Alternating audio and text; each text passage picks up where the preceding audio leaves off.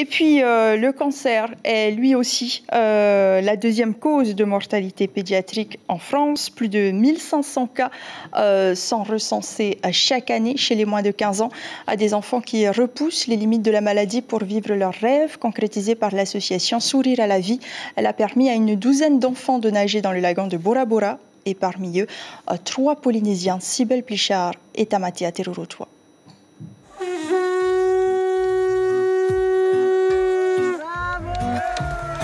Ils font une pause dans le traitement si difficile de leur maladie.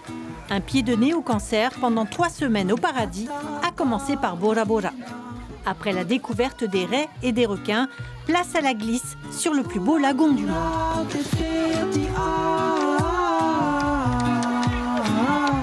9 enfants ont fait le déplacement depuis la France hexagonale. Mais désormais, l'association Sourire à la vie a une antenne à Tahiti, ce qui permet à 3 enfants polynésiens de partager aussi ces moments de joie. Pendant le voyage, j'ai bien aimé parce que ça réunissait tout le monde et on était bien coordonnés.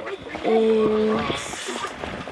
ce qui était bien, c'est qu'on avançait bien. Ce qui m'a plu hier, c'est de découvrir les requins et de me baigner avec. Ma chose préférée, c'est de nager avec les remontas. Moi, j'ai beaucoup aimé. J'ai un peu sous-estimé. Malheureusement, heureusement, c'était assez cool. Je me suis un peu donné, c'était fatigant et j'espère avoir la chance d'en refaire aujourd'hui. On a pu avoir un créneau de 3 semaines pour pouvoir les emmener en dehors un petit peu des traitements, arriver à avoir ce créneau-là et à leur faire vivre 3 semaines magnifiques. Ils ont préparé ce voyage pendant 6 mois. Ils ont appris à plonger, ils ont appris à nager. Ils se sont intéressés à la culture polynésienne. De retour au Motu, où le campement est installé, les enfants ne peuvent qu'apprécier de s'immerger dans la nature. Mais surtout, de quitter quelques jours le monde hospitalier. C'est une autre façon d'être avec les patients, puisque c'est totalement différent de la relation qu'on a à l'hôpital. Et là, on a le temps d'échanger, de participer à des expéditions de fous. Chaque année, le cancer frappe une dizaine d'enfants polynésiens.